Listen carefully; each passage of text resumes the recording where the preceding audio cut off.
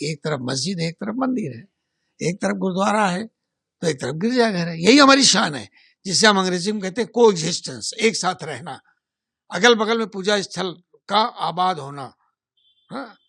अपने अपने हिसाब से अपने आराध्य की उपासना इबादत करना, यही हमारी शान है हमारे देश की।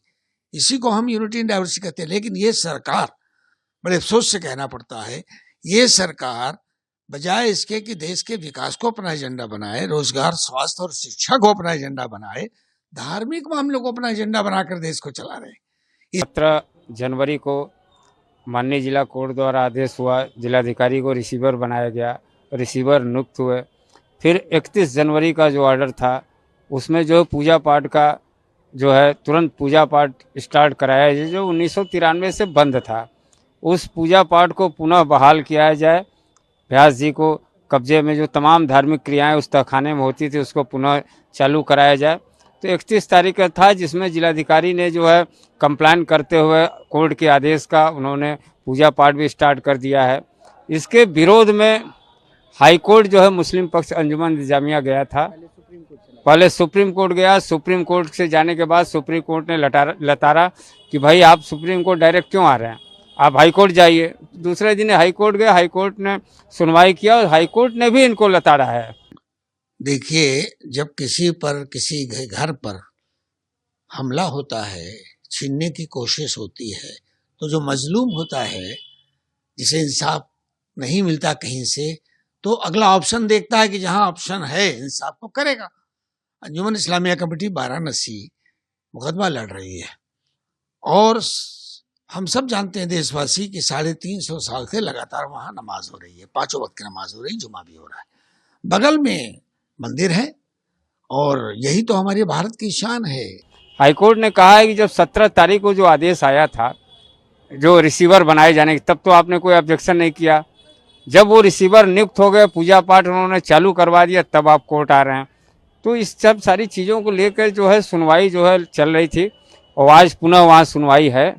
और जिला कोर्ट में भी एक अंजुमन ने एक प्रार्थना पत्र दिया है कि चूंकि मामला हाई कोर्ट में है, अभी दस्तावेजी जो प्रमाणित आदेश की कापियां नहीं मिली हैं, इसको जो है थोड़ा समय लगेगा, इसलिए तब तक 15 दिन के लिए इस आदेश को रोका जाए कि 15 दिन तक पूजा पाठ उस व्यास जी के तहखाने में न हो। इससे क्या है कि विभिन्न समुदायों में आपस में तनाव की परिस्थिति पैदा हो रही है, और जुडिशरी में, अदलिया में, न्यायपालिका में कुछ लोग ऐसा कर रहे हैं, प्रशासन में कुछ लोग ऐसा कर रहे हैं कि जिससे देश का नाम खराब हो रहा है। जैसे ज्ञान माफी का मामला ले लीजिए आप, दोपहर में डिस्ट्रिक्ट जज के यहाँ से ऐलान होता है कि ये जो वहाँ का क्या कहते हैं केयर टेकर है डिस्ट्रिक्ट मजिस्ट्रेट, वो 7 दिन के अंदर वहां पर पूजा पाठ की व्यवस्था कराए, और वो 7 घंटे के अंदर करा देते हैं। इसके माने डीएम साहब की बड़ी संतृप्तता है, डीएम साहब चाहते थे जल्दी से जल्दी हम कर लें। और जज साहब को तो चूंकि आखिरी फैसला था, उन्हें भी उमेश पांडे की तरह कुछ लालच होगा, जिस तरह बाबरी मस्जिद के पहले जज ने, डिस्ट्रिक्ट जज ने किया था, उसको इनाम मिला था, तो ये इनाम देने का सिलसिला शुरू किया इस शासन ने जजों को। कांग्रेस ने भी ऐसा किया था, नायर डिस्ट्रिक्ट मजिस्ट्रेट को उस जमाने में एमपी बना के, विधायक बना के भेज दिया था। तो ये जो सिलसिला शुरू हुआ देश का, ये अन्याय की तरफ ले जाएगा, ये हमारी न्यायपालिका को के ऊपर प्रश्न चिन्ह लगवाएगा। ये हमारे लिए दुर्भाग्य की बात है। ये देश संविधान से चलना चाहिए, ये देश एक विशेष वर्ग की आस्था से नहीं चल सकता है। विभिन्न आस्थाओं के रहने वाले इस देश में रहते हैं, और सब साथ साथ रहते हैं, देशवासी हैं सब।